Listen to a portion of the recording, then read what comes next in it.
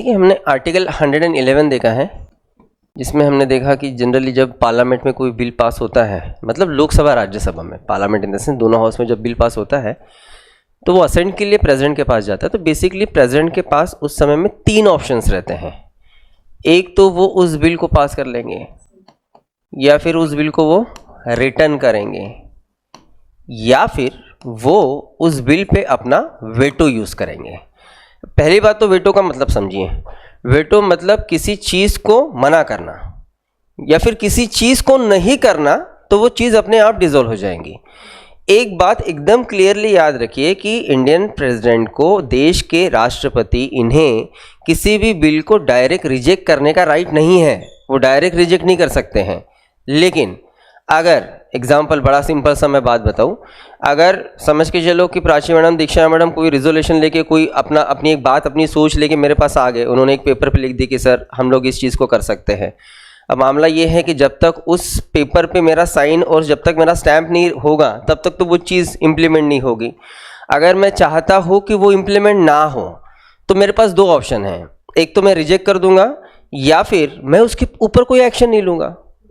Reject करना मतलब क्या, मैं सीधा बोल दूंगा कि नहीं भाई ये चीज़ नहीं होगी।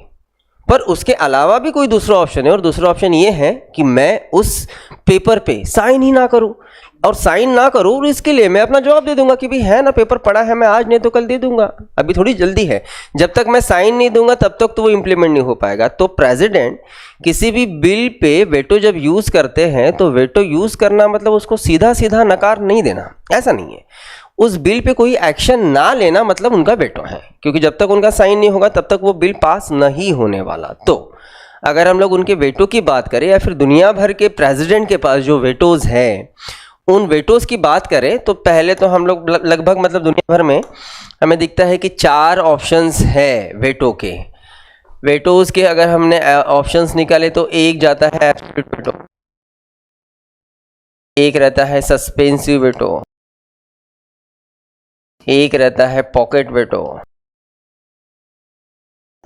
और एक जिसे हम कहते हैं क्वालिफाइड वेटो। अभी जो 4 ऑप्शंस हमने लिखे हैं, absolute, suspensive, pocket and qualified, जो 4th ऑप्शन था, जो 4th वेटो था क्वालिफाइड, वो क्वालिफाइड वेटो इंडिया के प्रेसिडेंट को नहीं है।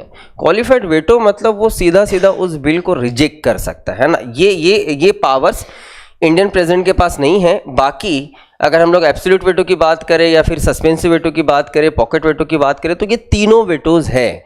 तो ये वेटोज बेसिकली किस तरीके से काम करते हैं, या फिर प्रेसिडेंट किस कंडीशंस में इन वेटोज को यूज करते हैं, वो हमें समझना पड़ेगा। ठीक है, absolute, suspensive and pocket veto.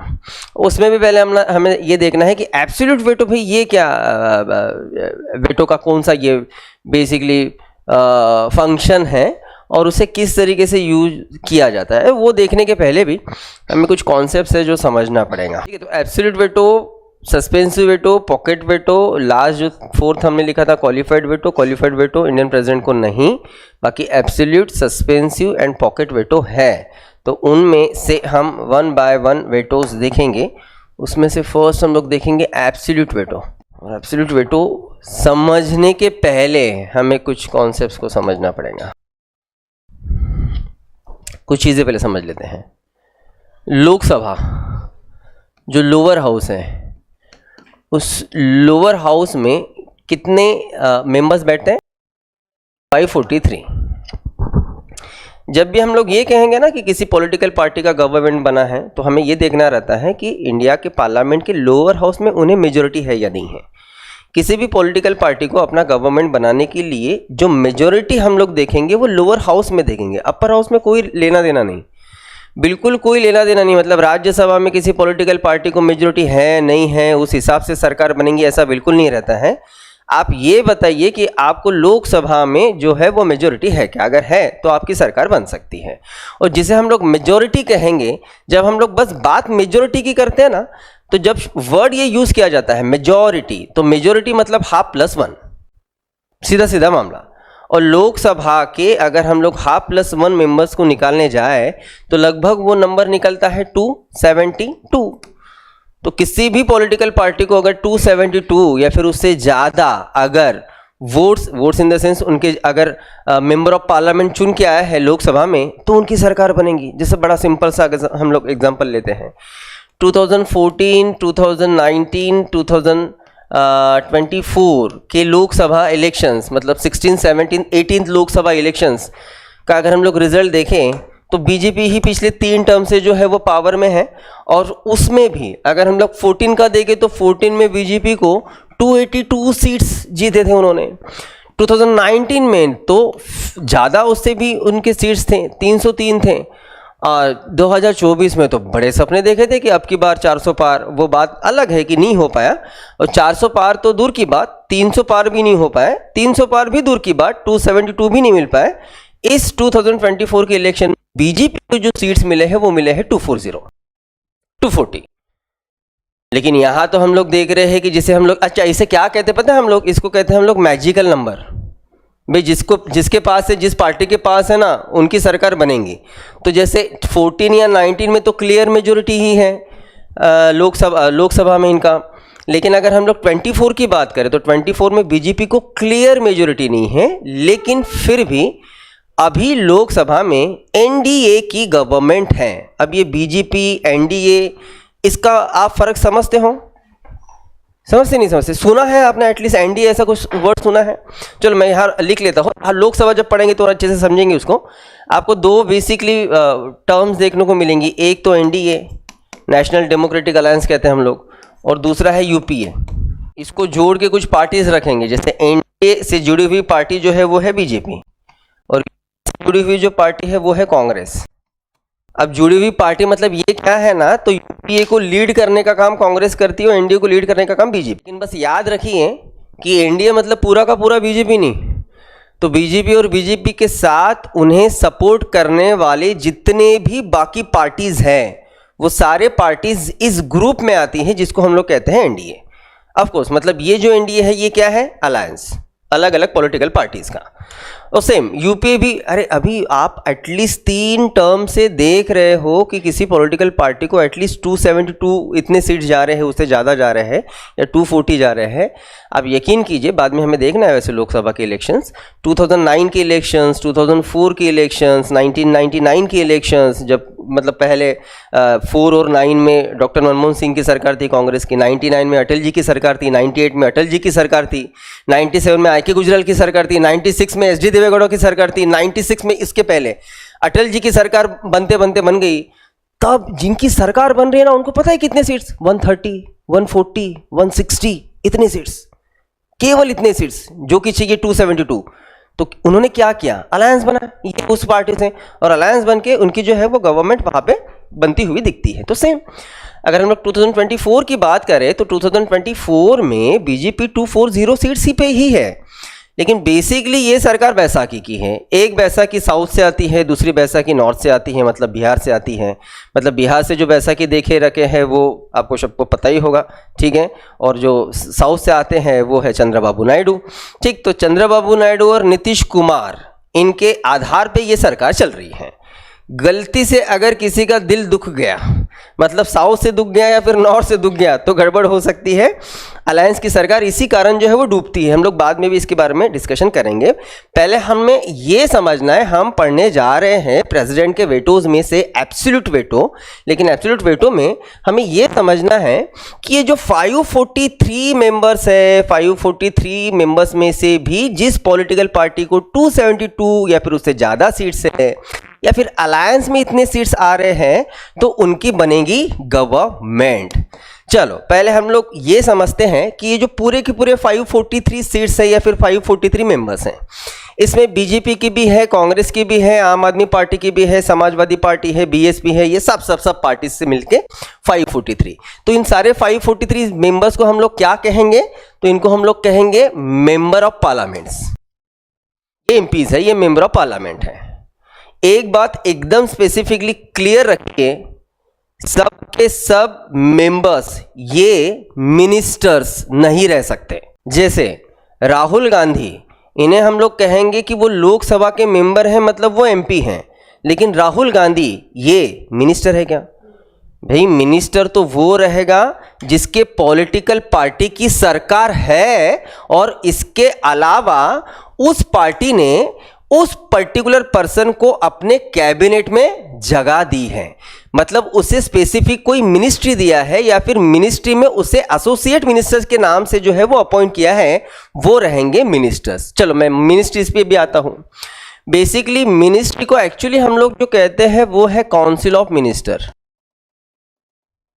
हम लोग जब ये वर्ड यूज करते हैं ना मंत्रिमंडल, ये आपने वर्ड सुना होगा ना, तो जब वो हम लोग कहते हैं तो वो है काउंसिल ऑफ मिनिस्टर्स। अब इसमें अलग अलग क्लास के आपको मिनिस्टर्स मिलेंगे। जो क्लास 1 के मिनिस्टर्स रहते हैं उसे हम लोग कहते हैं कैबिनेट मिनिस्टर्स। सेकेंड क्लास के मिनिस्टर हैं वो रहेंगे स्टेट मिनिस्टर्स। जो क्लास 3 के मिनिस्टर्स हैं उन्हें हम लोग कहते हैं डिप्टी मिनिस्टर्स। तो सारे के सारे deputy ministers, state ministers, cabinet ministers मिलके इनका पूरा जो एक मंडल बन रहा है उसे हम लोग कहेंगे काउंसिल ऑफ मिनिस्टर्स।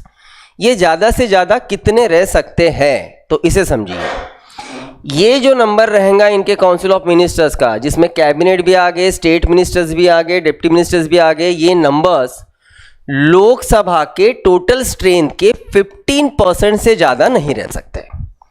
ये 91th अमेंडमेंट 2003 ने किया हुआ एक्ट है, मतलब अमेंडमेंट है।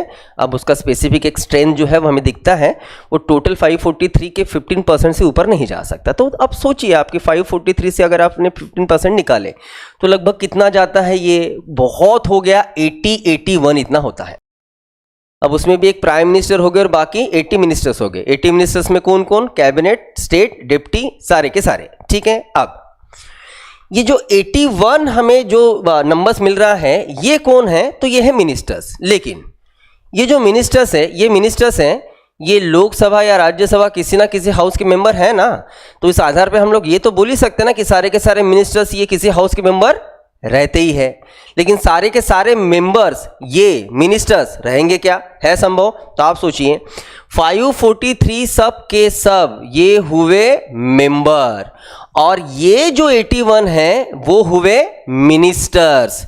समझ में आया फर्क? ठीक है।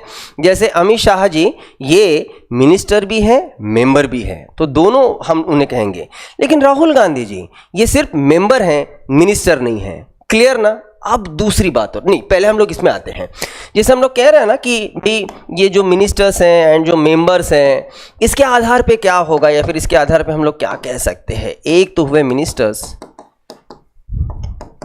और दूसरे हुए मेंबर्स। एक चलो हम लोग इसको स्पेसिफिक ये भी कहेंगे कि 543 ये जो टोटल स्ट्रेंथ है उसमें से 81 अगर हमने मिनिस्टर्स निकाले तो लगभग कितना निकलता है? 462। तो हम लोग कहने के लिए ये भी कह सकते हैं ना कि लगभग 462 ये नॉर्मल बस मेंबर्स हैं और 81 जो है वो मिनिस्टर मेंबर्स हैं, ये कहेंगे हम लोग। ठीक है। अब इसे एकदम अच्छे से समझो, क्योंकि एब्सोल्यूट वीटो पढ़ने के पहले आपने समझना एक चीज़ ज़रूरी है। इसको अच्छे से समझिए। जब कोई मिनिस्टर ये लोकसभा या राज्यसभा में बिल इंट्रोड्यूस करता है, बिल इंट्रोड्यूस करने का राइट सबको है, सबको है। अपोजिशन लीडर भी बिल को रख सकता है, कोई बात नहीं। राहुल गांधी भी बिल इंट्रोड्यूस कर सकते, कोई प्रॉब्लम नहीं है। किसी पॉलिटिकल पार्टी का बस एक ही मेंबर चुन के गया ना 543 सीट्स में से, उसे भी वो राइट है कि वो अपने तरफ से कोई भी बिल लोकसभा में रख सकता है, राज्यसभा में रख सकता है। जब कोई मिनिस्टर बिल रखेगा, लोकसभा रखे, राज्यसभा रखे, कहीं पे भी रखे, तो उस बिल को हम लोग कहेंगे पब्लिक मेंबर बिल। वो हुआ पब्लिक मेंबर बिल, मतलब वो सरकार का बिल है। लेकिन अगर वही बिल किसी मिनिस्टर ने ना रखे, अगर सिर्फ मेंबर ने रखा है, तो मेंबर के बिल को हम लोग कहेंगे प्राइवेट मेंबर बिल।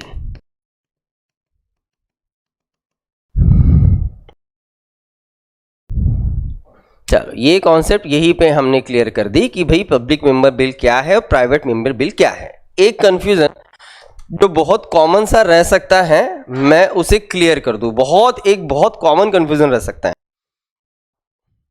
अगर समझो इसको, अगर कंगना जी ने, जो कि हिमाचल प्रदेश मंडी कॉन्स्टिट्यूएंसी के एमपी हैं, पता होगा आप सबको, अगर कंगना जी ने लोकसभा में या फिर राज्यसभा में, मैं 10 बार बोल रहा हूँ, लोकसभा में या फिर राज्यसभा में, मैंने यहाँ तक भी बोल दिया कि कंगना जी जो है वो लोकसभा के कॉन्स्टिट्यूएंसी मंडी के जो है वो मेंबर हैं, और मैं ये भी बोल रहा हूँ कि कंगना जी अगर लोकसभा में बिल रखते या फिर राज्यसभा में बिल रखते तो वो मेंबर कहीं का भी हो बिल रख सकते, कोई प्रॉब्लम नहीं, कोई भी हाउस में रख सकते, कोई इशू नहीं है, उसके ऊपर हम लोग बाद में आएंगे। अगर कंगना रनौत इन्होंने अगर लोकसभा में अगर बिल रखा तो उस बिल को हम लोग पब्लिक मेंबर बिल कहेंगे कि प्राइवेट मेंबर बिल? इसी में कन्फ्यूज़न रहेगा ना। अब कन्फ्यूज़न क्या रहेगा, हम ये सोचेंगे भाई कंगना जी तो फिलहाल मोदी जी के टॉप लिस्ट में चल रहे हैं, और दूसरी बात कि बीजेपी से टिकट मिली है, बीजेपी से चुन के आ गई, सरकार उन्हीं की पार्टी की है, तो सरकार जिनकी उन्होंने रखा हुआ बिल ये पब्लिक मेंबर बिल हो सकता है, ऐसे लग सकता है, लेकिन नहीं लगने देना। क्योंकि जब तक भले ही वो सरकार का इंसान है, भले ही वो सरकार उनकी पॉलिटिकल पार्टी की सरकार बनी है, उन्हीं का सरकार है, लेकिन अगर उस पर्टिकुलर पर्सन को मिनिस्ट्री नहीं दिया, अगर वो मिनिस्टर नहीं है, सिर्फ मेंबर है, तो मेंबर ने रखा हुआ बिल ये प्राइवेट मेंबर बिल ही होगा। अगर किसी मिनिस्टर ने बिल रखा तो ही वो पब्लिक मेंबर बिल होगा। समझ में आई बात? ठीक है, जो मिनिस्टर्स वो पब्लिक मेंबर बिल, अगर वो सिर्फ मेंबर है तो वो प्राइवेट मेंबर बिल। क्लियर? समझ में आया? ठीक है, बड़ा कॉमन एग्जांपल देता हूं मैं।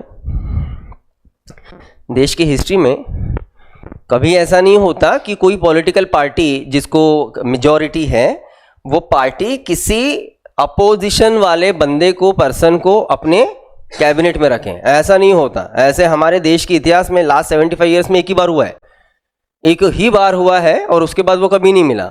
और कब हुआ? जब पहली सरकार थी, पहली सरकार कांग्रेस की थी, और पहली सरकार के कांग्रेस के सरकार में जो लॉ मिनिस्टर थे, cabinet minister doctor Bhimrao Ambedkar, ये इनके अपोजिटर थे, बहुत बड़े, मतलब एक साथ बैठ के सरकार में काम करते थे। ऑफकोर्स भाई लॉ मिनिस्ट्री मिला है उन्हें तो वो तो काम करेंगे, कैबिनेट के मिनिस्टर से, लेकिन जब कैबिनेट के बाहर निकलते थे वही कांग्रेस के नाम से वो गालियां देते थे।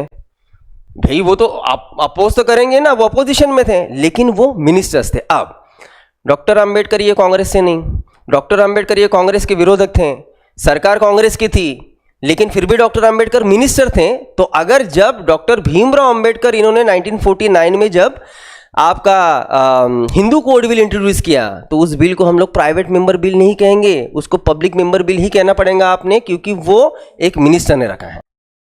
इसको बहुत क्लियर करो, अगर उसके हाथ में मिनिस्ट्री है तो पब्लिक मेंबर बिल हुआ, अगर वो भले ही सरकार का बंदा है, अगर भले ही वो उस पॉलिटिकल पार्टी से बिलोंग करता है जिसका सरकार है, लेकिन अगर वो सिर्फ मेंबर है, वो मिनिस्टर नहीं है, तो उसका बिल ये प्राइवेट मेंबर बिल। डन? ठीक है, चलो ये कॉन्सेप्ट क्लियर हो गया। उसके बाद और एक छोटा सा चीज देखेंगे, तब हम लोग एब्सोल्यूट वेटो समझ पाएंगे।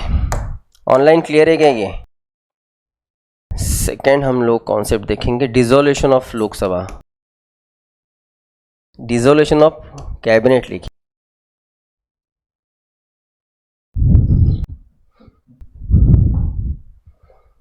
कैबिनेट कैसे, किस सिचुएशन में डिसॉल्व हो सकती है?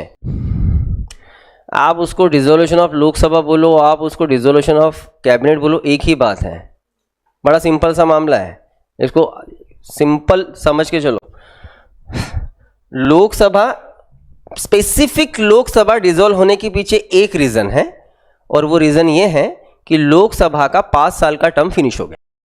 लोकसभा का 5 साल का term finish, Lok Sabha dissolve, Lok Sabha dissolve, cabinet अपने आप डिसॉल्व। कैबिनेट क्या है? पीएम और उसके कैबिनेट के मिनिस्टर जिनकी सरकार है। कैबिनेट को क्लियर रखो ना, डाउट होगा तो पूछो कि कैबिनेट क्या है। भाई कैबिनेट मतलब हमारे देश की सरकार है, सीधा सीधा। आज जैसे हमारे देश में एक प्रधानमंत्री है, उसके अलावा उनके कैबिनेट में जितने भी 16-20 मंत्री हो गए कैबिनेट मिला के, ये 20-21 लोग सरकार चला रहे हैं, मामला खत्म। अगर लोकसभा का टर्म 5 साल का पूरा हो गया, ऑटोमेटिकली कैबिनेट अपने आप डिसॉल्व हो जाएंगी। लोकसभा डिसॉल्व हो गई तो कैबिनेट भी डिसॉल्व हो जाएंगी, सेम वाइस वर्सा। अगर किसी कारण कैबिनेट डिसॉल्व हो गई तो उसी के साथ साथ लोकसभा भी ऑटोमेटिकली डिसॉल्व हो जाएंगी। इनका काम बड़ा क्लियर रहता है कैबिनेट का। अगर कैबिनेट किसी भी कारण, 5 साल का टर्म है ना, 5 साल के पहले कैबिनेट डिसॉल्व हो सकती है किसी भी कारण से, रीजंस देता हूं मैं, लेकिन किसी भी कारण से अगर कैबिनेट डिसॉल्व हुई तो उसी के साथ साथ लोकसभा भी ऑटोमेटिकली डिसॉल्व हो जाएगी। मैं आपको कह रहा हूं कि यहाँ पे कैबिनेट का रोल बड़ा क्लियर रहता है, कैबिनेट का काम बड़ा क्लियर रहता है। कैबिनेट कहती है हम तो डूबेंगे सनम, तुमको भी ले डूबेंगे, सीधा सीधा मामला। कैबिनेट में है कितने लोग? 20-25 लोग। अगर इन्हें कुछ हो गया, अरे इन्हें छोड़ो, एक बंदे को भी अगर कुछ हो गया, पूरा लोकसभा खत्म, 543। अब पहले तो हम लोग ऊपर ऊपर ये समझते, बाद में हमने पढ़ना है कि कैबिनेट किस कारण से डिसॉल्व हो सकती है। 6 रीजंस रख सकते हैं हम लोग। अगर प्राइम मिनिस्टर का डेथ हो गया तो कैबिनेट डिसॉल्व हो सकती है, कैबिनेट डिसॉल्व, लोकसभा डिसॉल्व। अगर प्राइम मिनिस्टर ने रिजाइन दे दिया तो पूरा का पूरा कैबिनेट डिसॉल्व हो जाएगा, कैबिनेट डिसॉल्व, लोकसभा डिसॉल्व। अगर पूरे के पूरे कैबिनेट ने मिलके रिजाइन दिया तो भी लोकसभा डिसॉल्व हो जाएगा। अगर प्राइम मिनिस्टर ने प्रेसिडेंट को एडवाइस किया कि आप कैबिनेट खुद डिसॉल्व कर दीजिए तो भी कैबिनेट डिसॉल्व हो जाएगा, लोकसभा डिसॉल्व हो जाएगा। कुछ छूट भी जाता तो टेंशन नहीं लेना है, बाद में हमें 1000 बार पढ़ना है यही चीजें। अगर कैबिनेट के ऊपर नो कॉन्फिडेंस मोशन अगर पास होता है तो भी कैबिनेट डिसॉल्व, लोकसभा डिसॉल्व। और अगर कैबिनेट ने रखा हुआ बजट रिजेक्ट कर दिया जाता है तो भी cabinet dissolve, Lok Sabha dissolve. 6 reason मैंने बताया हुआ आपको, बाद में हम लोग इसे पढ़ेंगे। जैसे एग्जाम्पल लेते, बहुत कॉमन एग्जाम्पल लेता हूं, बहुत सिंपल एग्जाम्पल लेता हूं। 1951-52 को फर्स्ट इलेक्शन हुआ। फर्स्ट इलेक्शन में कांग्रेस आई, नेहरू जी देश के प्रधानमंत्री हुए। 57 में फिर इलेक्शन, कांग्रेस आई, नेहरू जी प्रधानमंत्री हुए। थर्ड 1962 इलेक्शन, थर्ड लोकसभा, फिर से कांग्रेस आई, नेहरू जी प्रधानमंत्री हुए। लेकिन जो थर्ड टर्म था लोकसभा का, उसमें प्राइम मिनिस्टर नेहरू जी, इनका डेथ हुआ 1964 को। उसके बाद, उनके डेथ के बाद, लेकिन अब दिमाग में आ सकता है कि भाई डेथ हो गई, अभी तो आपने बताया कि अगर प्रधानमंत्री का डेथ होता है तो कैबिनेट डिसॉल्व होता है। नहीं, बीच का रास्ता निकलता है। वो बीच का रास्ता क्या निकलता है, जब हम लोग पीएम एंड इस कैबिनेट पढ़ेंगे तब मैं आपको बताऊंगा। ऐसा नहीं कि यहाँ जैसे प्राइम मिनिस्टर को कुछ हुआ तो वहां सरकार गिर गई, वैसे नहीं होगा। प्रेसिडेंट सामने आके उस सरकार को बचा सकते हैं, कैसे वो हम लोग देखेंगे। अब मैं जो बता रहा हूं उसके ऊपर जाते हैं। 6th लोकसभा की बात करते हैं, 1977। उसके पहले 5 के 5 लोकसभा में कांग्रेस ये मेजॉरिटी में थी। कांग्रेस ने अब तक कांग्रेस के प्रधानमंत्री दिए। कितने प्रधानमंत्री हुए तब तक? नेहरू जी, नेहरू जी, नेहरू जी, शास्त्री जी, इंदिरा गांधी, इंदिरा गांधी, इस तरीके से हमें प्राइम मिनिस्टर मिलते हैं। लेकिन 1977 को तो देश में भूचाल आ गया, क्योंकि अपोजिशन पार्टीज ये इंदिरा गांधी को इतना टारगेट करके चल रही थी, जो कि सही भी था बिल्कुल।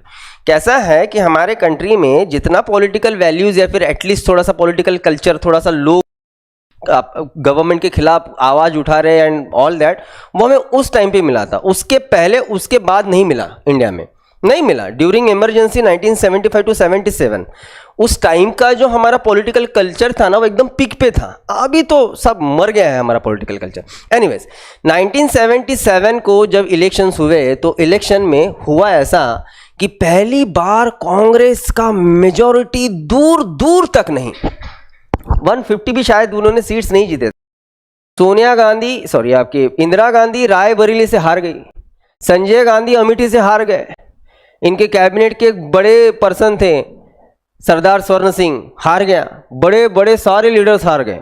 संजय गांधी को तो ऐसे पर्सन ने हराया ना जिसको कोई जानता भी नहीं था। अरे बस पहलवान था वो, रेसलर था वो, नॉर्मल सा बंदा था, लेकिन बस संजय गांधी के खिलाफ खड़ा है इसलिए उसे लोगों ने जिताया। आप सोच सकते हो कि कितना गुस्सा था लोगों के मन में। और जो सरकार बनी, सरकार इन द सेंस बनी, किसी पॉलिटिकल एक पार्टी की नहीं बनी, तो छोटे छोटे पार्टीज थे। जिन छोटे छोटे पार्टीज में से एक पार्टी थी जनता दल, जिसको लीड कर रहे थे मोरारजी देसाई, चरण सिंह। अब हम लोग जिनके नाम ले रहे हैं ना, मोरारजी देसाई और चरण सिंह, ये कोई बाहर के नहीं है, ये कांग्रेस के ही थे। 1970 तक कांग्रेस में थे, 1970 को कांग्रेस से बाहर निकले। क्यों निकले हम लोग देखेंगे स्टोरीज बाद। इनमें और एक नाम हम लोग लेंगे, बड़ा नाम, जिन्होंने सही में इंदिरा गांधी की सरकार को हिलाया, वो थे जयप्रकाश नारायण। अब ये बड़े बड़े लीडर और मोस्ट सीनियर, मतलब 78, 79, 80 एज के सब, जिन्होंने काफी साल से पॉलिटिक्स देखा है, काफी साल से वो पॉलिटिक्स में है, ऐसे सारे लीडर्स और सब उतर गए इंदिरा गांधी के खिलाफ और इंदिरा गांधी को उन्होंने हराया। और किसी भी पार्टी को मेजॉरिटी नहीं मिला था, लेकिन छोटे छोटे पार्टीज ने मिलके अलायंस की सरकार बनाने की सोची और पहली बार नॉन कांग्रेसी पर्सन मोरारजी देसाई 1977 में बने देश के प्रधानमंत्री। नॉन कांग्रेसी पर्सन मैं बोल रहा हूँ। अब रामलीला में बड़ा एक प्रोग्राम रखा गया, लोगों को थैंक्स कहेंगे, भाई लोगों ने हमने चुनवा के दिया है, लोगों को थैंक्स कहेंगे। देसाई साहब आए, देसाई ने अपना भाषण दिया, चरण सिंह अपना भाषण दे रहे, जयप्रकाश नारायण अपना भाषण दे रहे, उसके बाद अटल जी, यंग लीडर उस टाइम पे, तो हम 77 की बात कर रहे हैं, आप सोचो एकदम यंग लीडर होंगे उस टाइम पे अटल जी। अटल जी अपने भाषण की शुरुआत करते हैं कि इस देश के राजनीतिक इतिहास के कचरा पेटी में इंदिरा गांधी को डालने के लिए मैं पहले तो सब जनता का धन्यवाद देता हूँ। मतलब अटल जी कह रहे हैं कि इंदिरा, इसका जो हिस्ट्री है, पॉलिटिकल हिस्ट्री, वो कचरा पेटी में चला गया। इंदिरा गांधी को फेंक दिया गया कचरा पेटी, अब वो नहीं आ सकती, उसका कोई। और सही में अगर हम लोग देखें तो जिस तरीके से एटमॉस्फेयर बना था, जिस तरीके से इंदिरा गांधी जीत तक नहीं पाई, उसके पार्टी के बड़े बड़े मेंबर्स जीत तक नहीं पाए, तो हालात तो यही थे कि इंदिरा गांधी नहीं आएंगे, अब शायद कभी नहीं दिखेंगे। लेकिन ये जो सरकार बनी 1977 में, जो लोकसभा 5 साल चलना चाहिए थे, 77 से लेके कहाँ तक, 82 तक, ये सरकार सिर्फ 79 तक चली। और 79 तक भी इतने बस 2 से 2.5 सालों में 2 प्रधानमंत्री मिले देश को। पहले मोरारजी देसाई, उसके बाद चरण सिंह, और उसके बाद वो सरकार चल भी नहीं पाई, वो सरकार के कैबिनेट को रेजिग्नेशन देना पड़ा।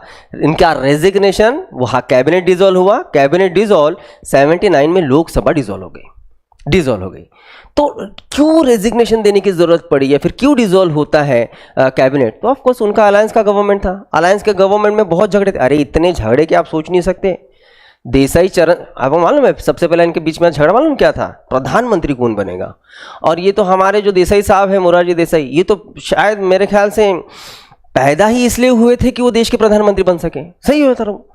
आप यकीन मानिए 1964 को नेहरू जी का जब डेथ हुआ और उनका 13 डे का जब प्रोग्राम होता है डेथ के बाद, तो 13 दिन हो गए, 14 डे था, कैबिनेट का एक मीटिंग अरेंज किया गया था। उस मीटिंग में आके सबसे पहले देसाई बोल रहे, अरे हो गया ना भाई 14 दिन, अब और कितना हम लोग शोक मनाएंगे, बना दो ना मुझे प्रधानमंत्री, खत्म करो बात को। एक्साइटमेंट देख लो इनका। लेकिन तब नहीं बने, 66 में भी नहीं बने। लेकिन अब उन्हें चांस मिला, लेकिन उसको अपोज करने वाले जो थे वो थे चरण सिंह। बड़ी समस्या थी।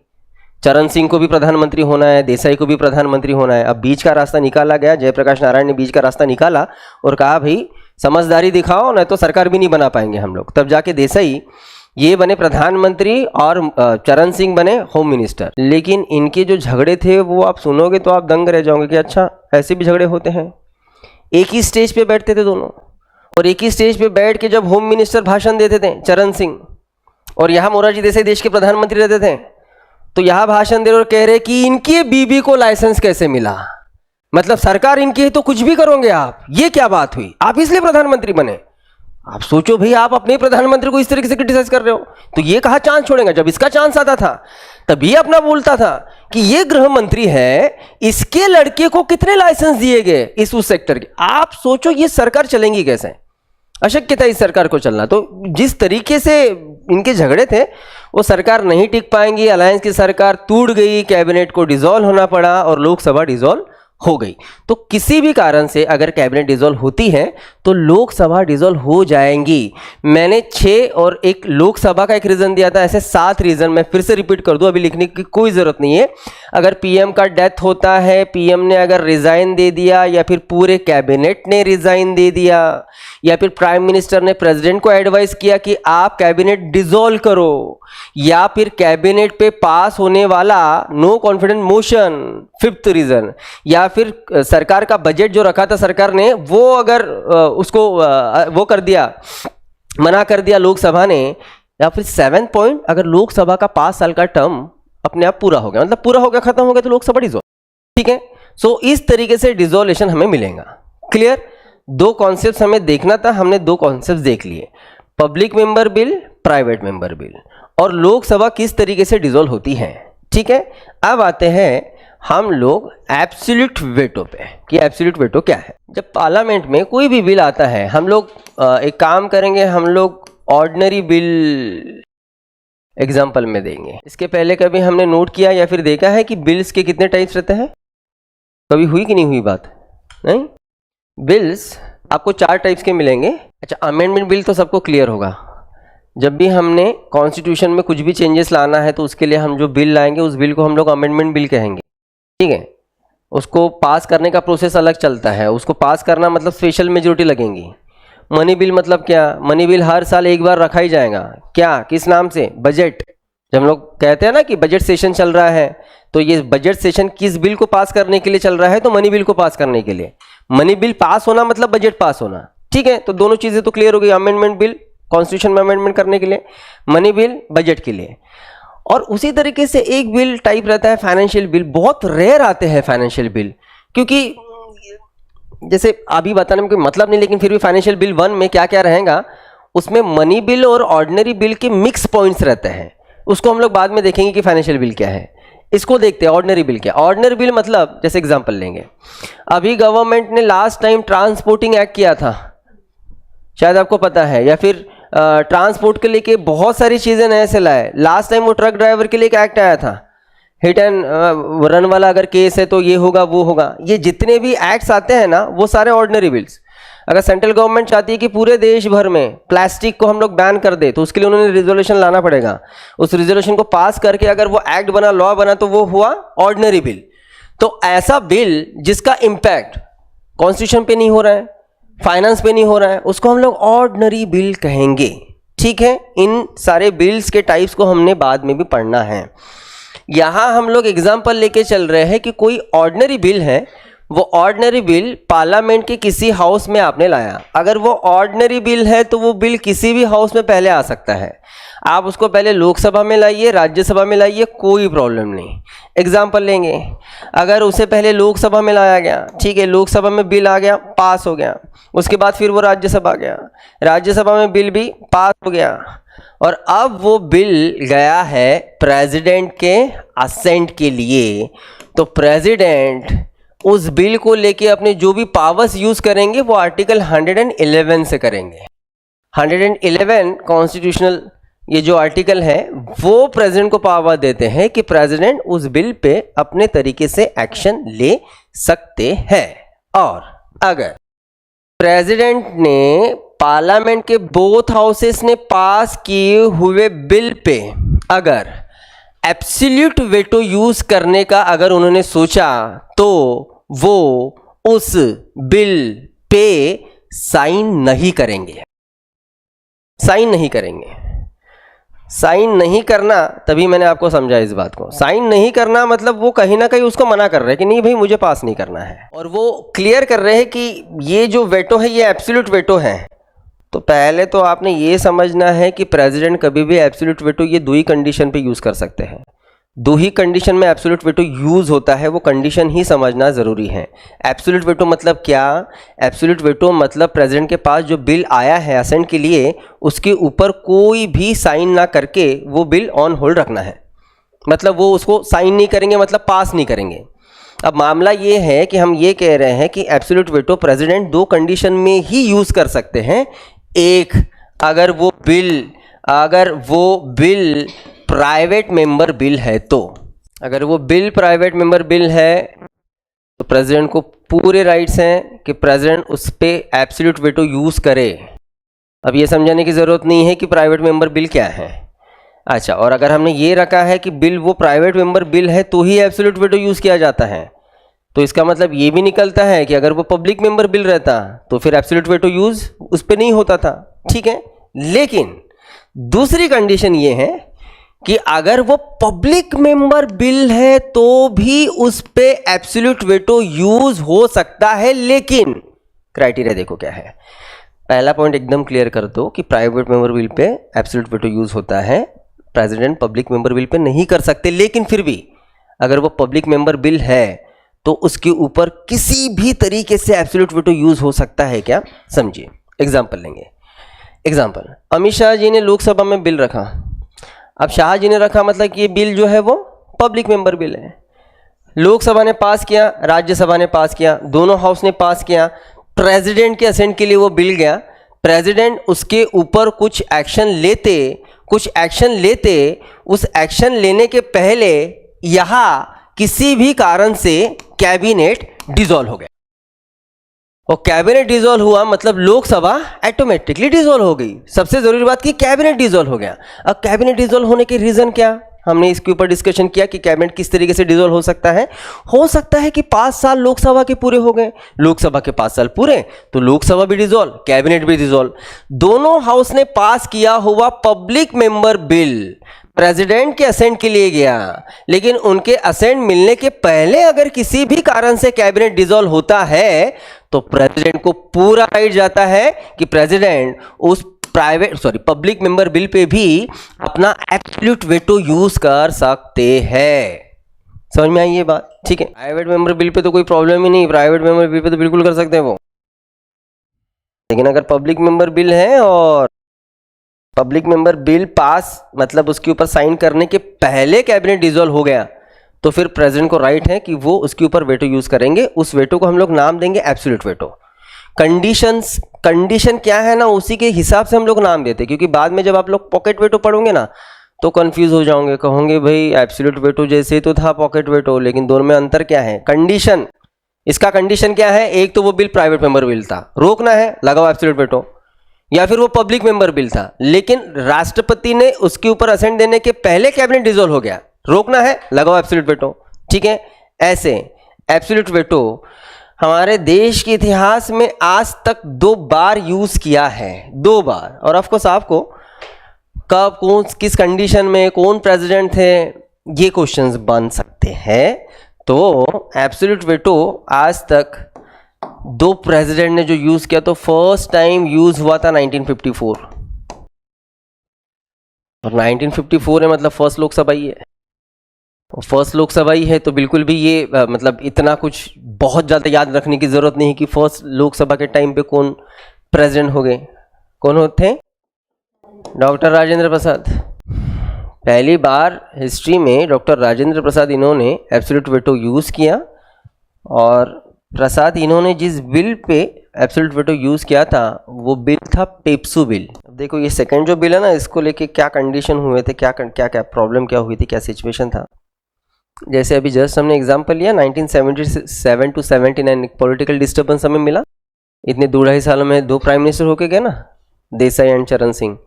वैसे ही डिस्टर्बेंस 1989 to 91 में था। 1989-91 दोनों साल कांग्रेस नहीं थी रूलिंग में, नेशनल फ्रंट की गवर्नमेंट थी। नेशनल फ्रंट क्या? अलायंस की गवर्नमेंट। ये सारी चीज़ हमें बाद में पढ़ना है। 1989 में देश के प्रधानमंत्री हुए थे वीपी सिंह, 90 में रिजाइन देना पड़ा। क्यों? अलायंस की सरकार नहीं टिक पाई, दे दिया। उसके बाद फिर आया चंद्रशेखर, तो ये भी कुछ महीने ही रहा 91 तक। सबसे बुरा समय गया है वो समय हमारे लिए, पॉलिटिकली, सोशली, फाइनेंशियली, हर तरीके से। हम लोग बात करेंगे इसके ऊपर। चंद्रशेखर गवर्नमेंट ने 1991 को लोकसभा मतलब राज्यसभा लोकसभा दोनों में पास हुआ, और बिल्कुल ये salary and allowances of member of parliament ये बिल दोनों हाउस ने पास कर दिया।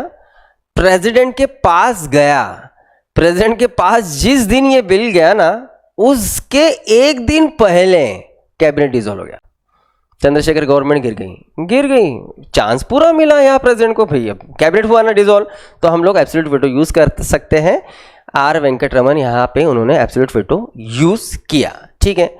पहले सिचुएशन के बारे में बिल्कुल मत पूछो कि पेप्सू में क्या हुआ था। पेप्सू बिल तो मतलब कभी कभी हंसी आती है कि जो लोग कॉन्स्टिट्यूशन बना रहे थे, जो लोग कॉन्स्टिट्यूशन असेंबली में थे, छोड़ो भाई, डॉक्टर राजेंद्र प्रसाद तो कॉन्स्टिट्यूशन असेंबली के चेयरपर्सन थे, इन्हीं के अध्यक्ष में सारा कॉन्स्टिट्यूशन बना है। अध्यक्ष तो थे ना भाई, वो भले ड्राफ्टिंग कमेटी बना रहा वो बात अलग, लेकिन ये तो चेयरपर्सन थे। आपको इतना तो पता रहना चाहिए कि आपने कहाँ पे किस कंडीशन में किस वेटो को यूज करना है। ये मैं आपको बताऊं, स्टोरी तो कहीं रिलेवेंट नहीं है। हम कह रहे हैं कि एब्सोल्यूट वेटो कब यूज होता है? एक तो वो प्राइवेट मेंबर बिल रहे, पेप्सू प्राइवेट मेंबर बिल नहीं था, पब्लिक मेंबर बिल था।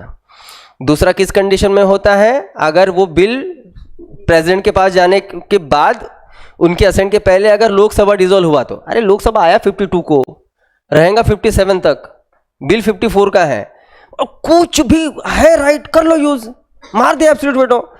हुआ ये था, स्टेट ऑफ पटियाला में लगा था प्रेसिडेंशियल रूल, और जब प्रेसिडेंशियल रूल लगा था ना, तब कुछ एडमिनिस्ट्रेटिव चेंजेस करने के लिए पार्लियामेंट ने बिल लाया, बिल पास कर दिया, और बिल पास करके अब गया प्रेसिडेंट के पास।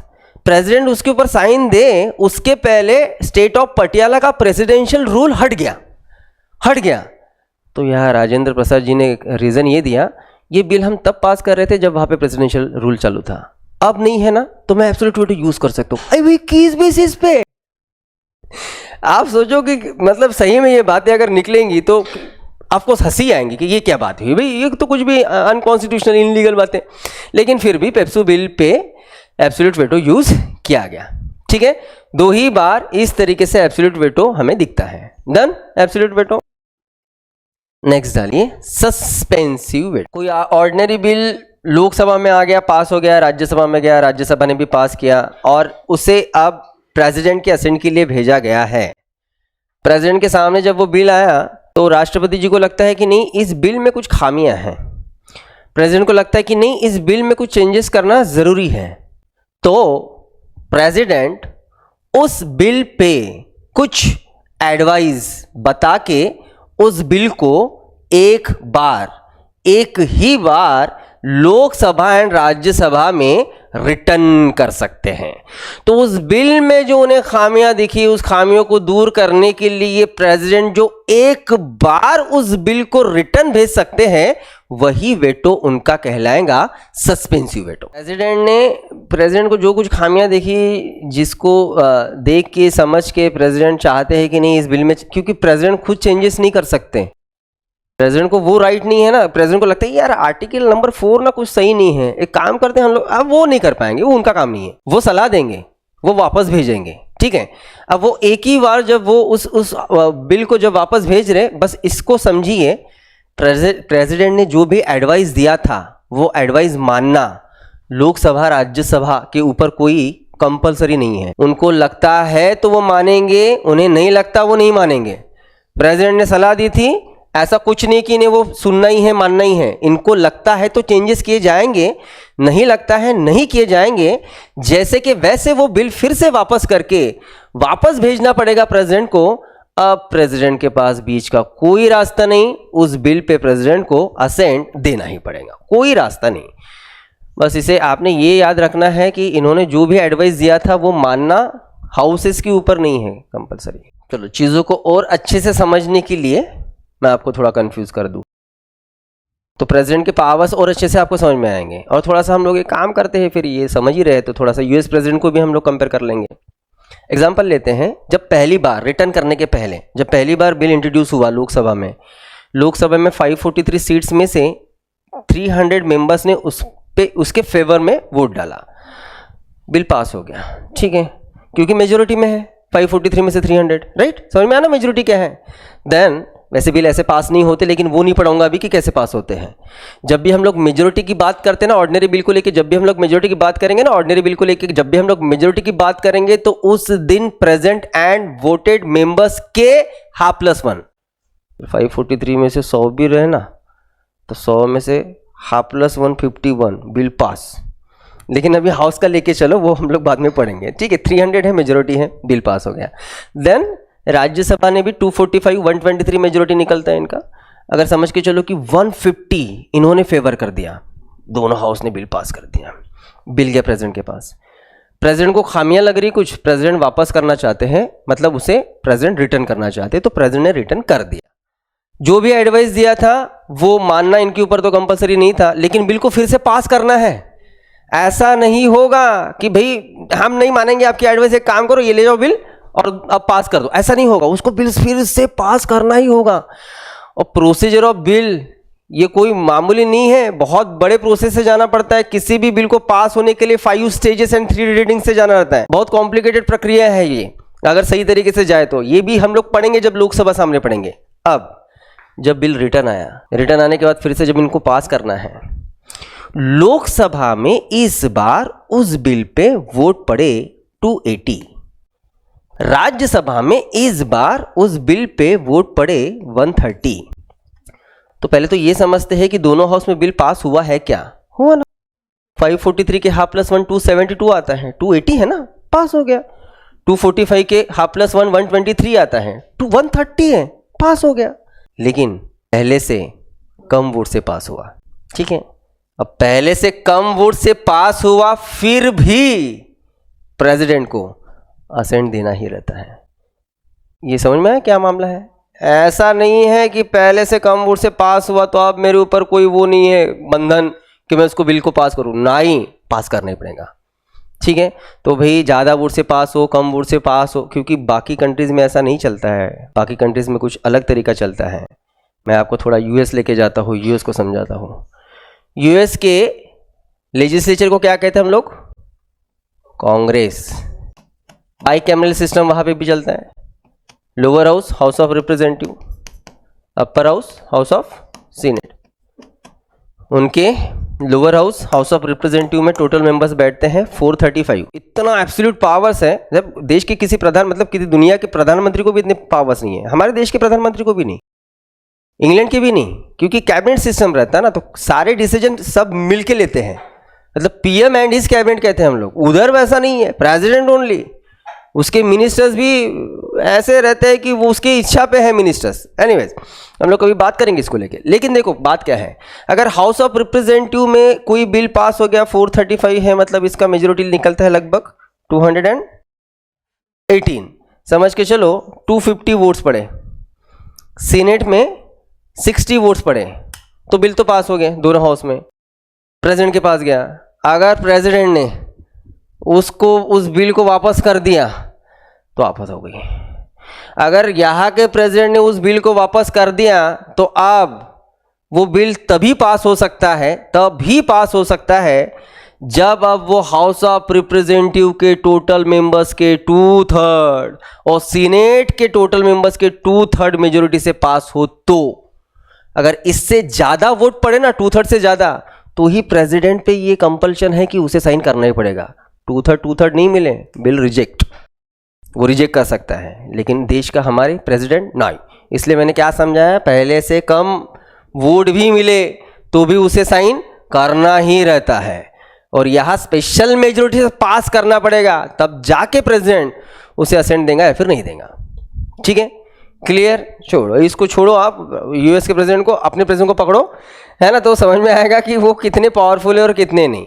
आज तक लास्ट 75 ईयर्स में ये एक ही प्रेसिडेंट ने इसे यूज़ किया है, और वो थे एपीजे अब्दुल, एक ही बार। ठीक है, वो भी किताब बुक्स तो देते नहीं, वो देखना पड़ेगा कि बिल कौन सा था, लेकिन कलाम सर ने सस्पेंसिव वेटो यूज़ किया है।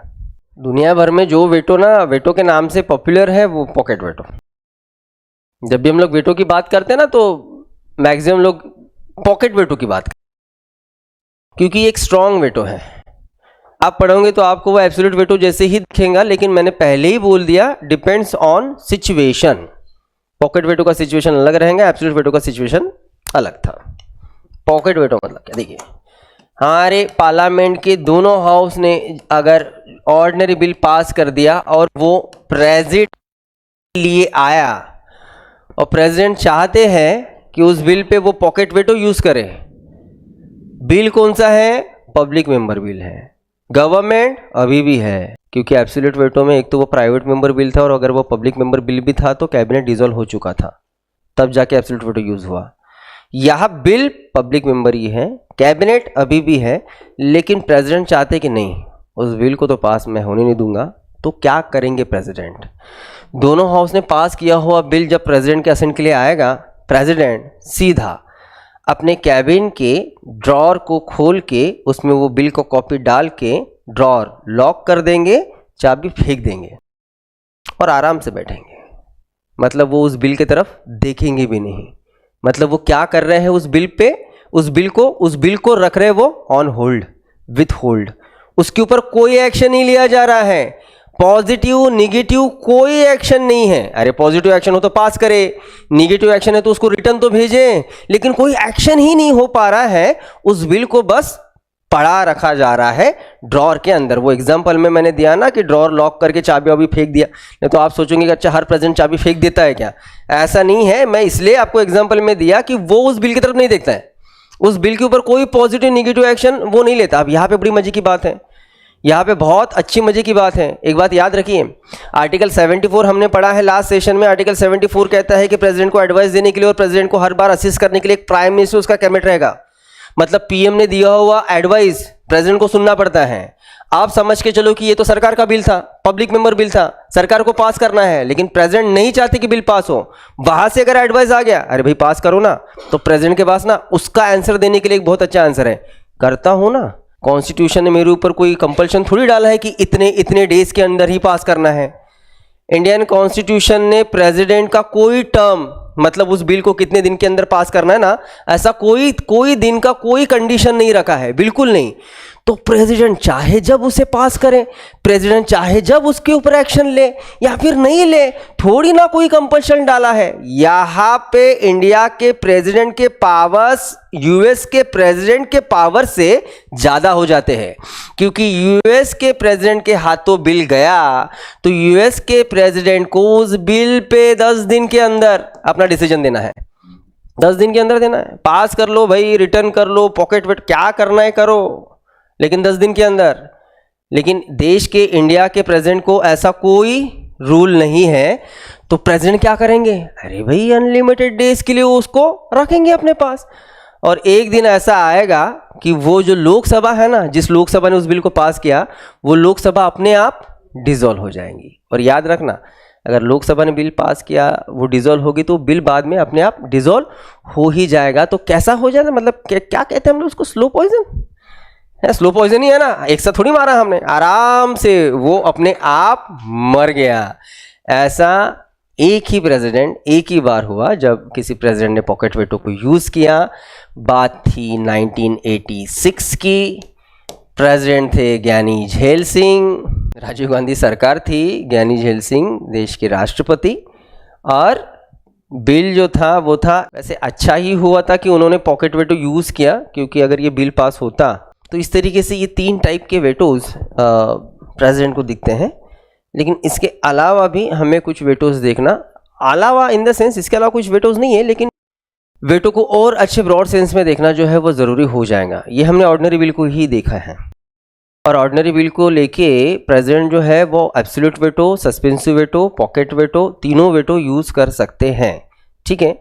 बाकी फाइनेंशियल बिल और मनी बिल को लेके, या फिर फाइनेंशियल बिल और अमेंडमेंट बिल को लेके क्या क्या राइट्स है, उसको हम लोग चलो पहले देख ही लेते हैं, पहले ख़त्म कर देते हैं, फिर स्टेट्स की बिल्स को देखेंगे हम लोग। ये हमने अभी देखा था ordinary bill. Sir what is the difference between absolute veto and the pocket veto? It's only different depends on the situation. Sania, मैंने इसलिए तो तभी कहा कि बस सिचुएशन का ही वेरिएशन है बेटा, और कुछ नहीं। एब्सोल्यूट वेटो जिस नाम से हम लोग जब यूज़ कर रहे हैं ना, तो पहले तो वो प्राइवेट मेंबर बिल है, और दूसरी बात कि अगर वो पब्लिक मेंबर भी है तो बेसिकली प्रेसिडेंट का असेंट मिलने के पहले कैबिनेट डिसॉल्व हो रहा था। पॉकेट वेटो में ये दोनों कंडीशन काम नहीं कर रही कि वो प्राइवेट मेंबर बिल है, नहीं, वो पब्लिक मेंबर ही बिल है, और दूसरी बात कि कैबिनेट डिसॉल्व भी नहीं हुआ। लेकिन इस कंडीशन में अगर उस बिल को रोकना है तो राष्ट्रपति किस हिसाब से रोकेंगे या फिर किस नाम से उसको रोकेंगे, तो उसको ऑन होल्ड रखेंगे और उसको नाम दिया जाएगा pocket veto. Absolute veto private member bill और पब्लिक मेंबर बिल को लेके जब अगर कैबिनेट डिसॉल्व होता है तो एब्सोल्यूट वेटो को इस नाम को हम लोग यूज करेंगे, इस टर्म। ये कंडीशंस नहीं है तो फिर उसे हम लोग पॉकेट वेटो ही कहेंगे। क्लियर है? तभी इसलिए मैंने कहा कि सिचुएशन, मनी बिल अगर है, अगर मनी बिल लोकसभा राज्यसभा ने पास करके अगर प्रेसिडेंट के असेंट के लिए गया, तो प्रेसिडेंट मनी बिल मतलब बजट को लेके, मनी बिल मतलब बजट को लेके बिल्कुल एब्सोल्यूट वेटो यूज कर सकते हैं, कोई प्रॉब्लम नहीं। इसके अलावा मनी बिल को लेके प्रेसिडेंट ये पॉकेट वेटो भी यूज कर सकते हैं, कोई इशू नहीं। लेकिन president money bill pay suspensive veto use नहीं कर सकते, ना ही कर सकते। अब ये बहुत जनरल कंफ्यूजन रहता है, मैं आपको ये जनरल कंफ्यूजन बाद में भी पूछूंगा। एक मैंने बात पूछूंगा ना कि president money bill pay pocket veto use कर सकते हैं क्या, आप बिल्कुल 1 सेकंड में आंसर दोगे, नहीं कर सकते। मैं लिख के देता हूँ, आप ये आंसर देने वाले हो। 99% बच्चों को लगता है कि नहीं नहीं भाई पॉकेट वेटो ये मनी बिल पे कैसा यूज हो सकता है, थोड़ी ना प्रेसिडेंट उसको मना कर सकते हैं, कोई प्रॉब्लम नहीं, उसको रोक सकते हैं किसी भी कंडीशन में। अगर यहाँ पे अगर गवर्नमेंट डिसॉल्व हुआ तो भी एब्सोल्यूट वेटो के नाम से, या फिर नहीं हुआ तो भी पॉकेट वेटो के नाम से, लेकिन सस्पेंसिव वेटो नहीं यूज कर सकते। सस्पेंसिव वेटो यूज करना मतलब उस बिल को रिटर्न करना, वापस भेजना।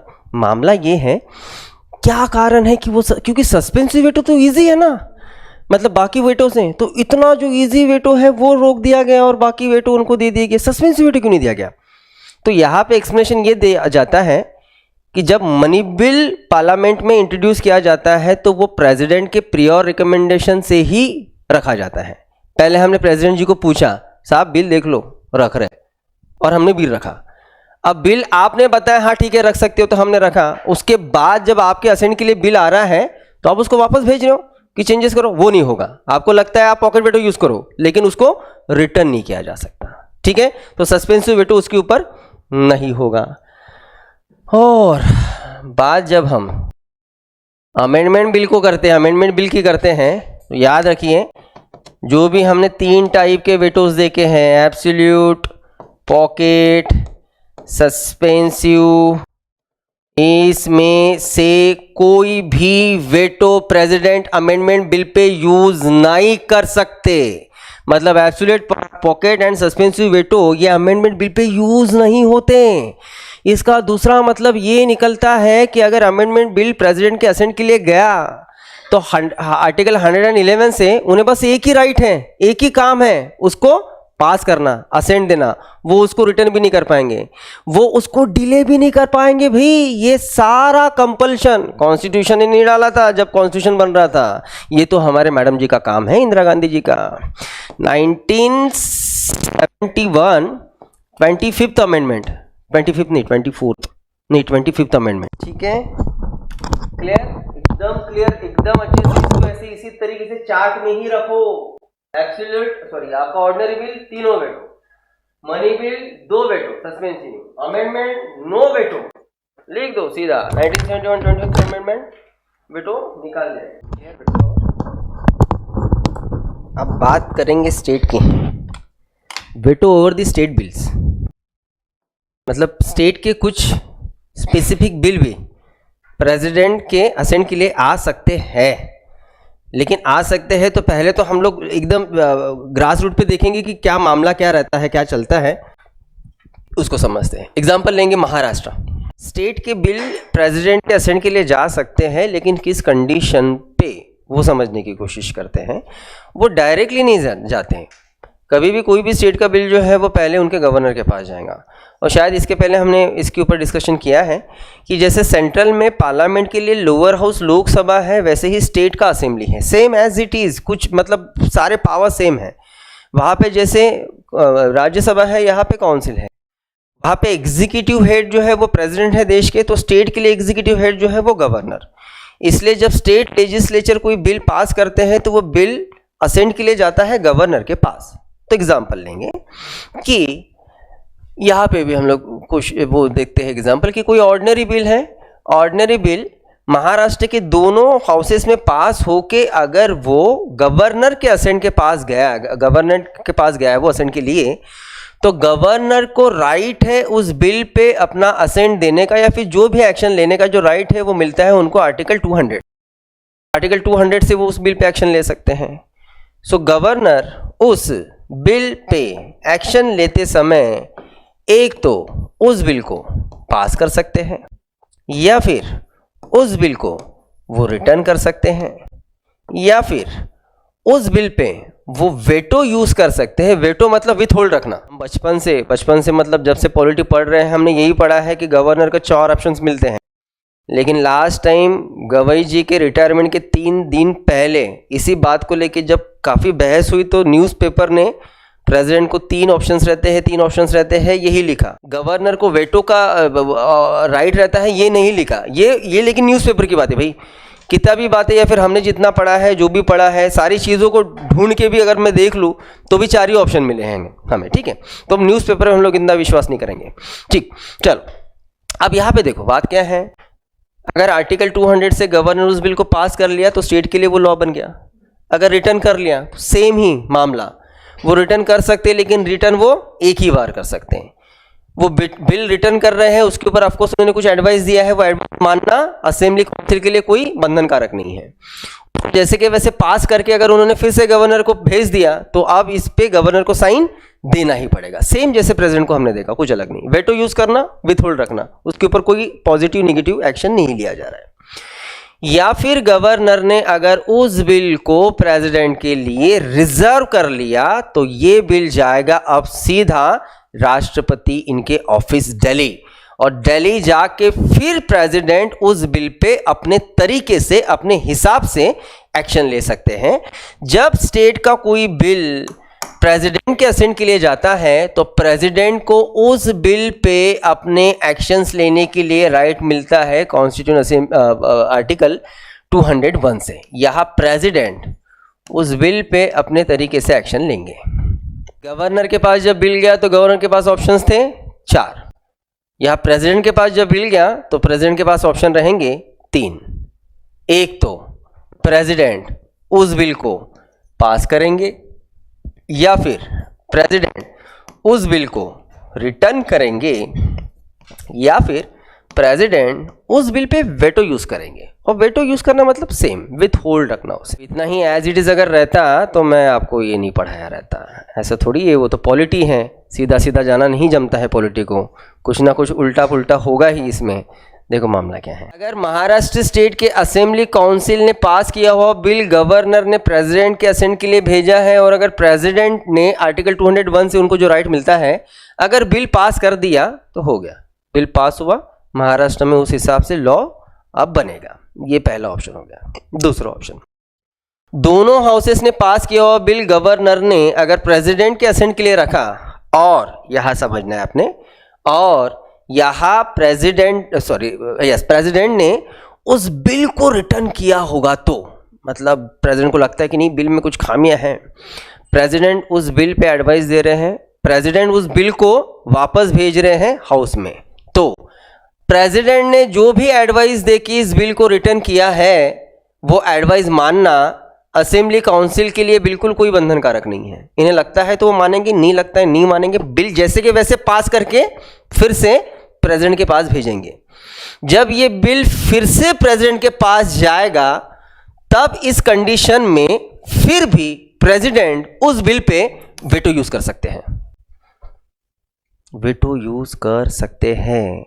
उस बिल को रिटर्न किया, फिर से असेंबली काउंसिल ने पास किया, फिर से प्रेसिडेंट के पास आया, फिर भी प्रेसिडेंट ने उस बिल पे वेटो यूज़ किया। लेकिन ये बात तो हमने अभी पढ़े थे, ये बात अभी हमने पढ़े थे कि जब कोई बिल रिटर्न जाता है तो उस बिल पे प्रेसिडेंट जो है वो उनको साइन करना ही रहता है, वो वेटो नहीं यूज़ कर सकते।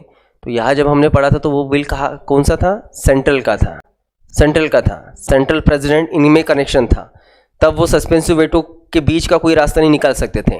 लेकिन यहाँ हम लोग स्टेट का बिल देख रहे हैं, अगर वो बिल स्टेट का होगा तो बिल्कुल प्रेसिडेंट पे ये कंपल्शन नहीं है। आपने रिटर्न किया है, एक बार रिटर्न किया ना, अब आपने बिल को साइन देना पड़ेगा, नहीं वो वेटो यूज़ कर पाएंगे। ठीक है, उन्हें वेटो यूज़ करने का पूरा राइट है, अगर वो बिल स्टेट का है तो ही, सेंटर का रहता तो नहीं।